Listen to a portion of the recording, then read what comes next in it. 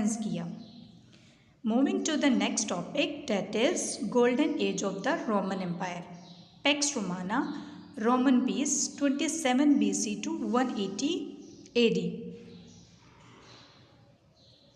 Roman golden age किसी भी मुल्क की या किसी भी कौम की क्लाइमेक्स पर होती है, यानी उसकी इकोनॉमी पर, उसकी लिटरेचर पर, उसकी आर्ट पर। पैक्स रोमाना का मतलब ये नहीं है कि इस दौर में कोई लड़ाई नहीं हुई। रोमन्स जो थे दौरान जंग में थे, यानी इस दौरान जंग जारी थी, लेकिन एज अ होल ये पीरियड जो था एडवांसमेंट का था, प्रोग्रेस का था। Therefore, it is recorded as a golden period of Roman Empire. This is the picture of first Roman Emperor Augustus Caesar. Augustus was a successful ruler. He extended the empire, adding Egypt, northern Spain, and much of the central Europe. By the time of his death in 14 AD, the empire was an enormous marketplace in which millions of people could trade and travel under Roman protection.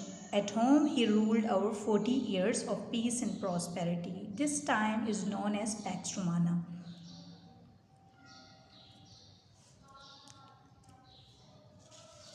Augustus एक कामयाब हुक्मरान था। इसने Roman empire को extend किया और इसने Roman empire में तकरीबन 40 साल हुक्मरानी की। अगस्तस ने अपने दौर में ज़िंदगी के हर एक पहलू में तब्दीली लाई। Marcus Aurelius, the philosopher king.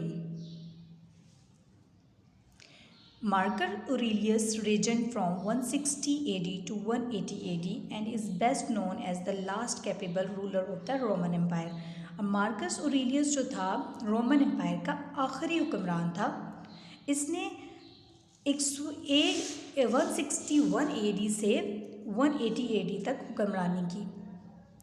He had the repute of an idea and wise king. ये बहुत ही वाइज किंग था, अक्लमंद किंग था। He always respected the law, और इसने हमेशा लॉज का ख्याल रखा, उसका कानून का एहतराम किया। Despite many internal and external changes, he preserved the Roman Empire.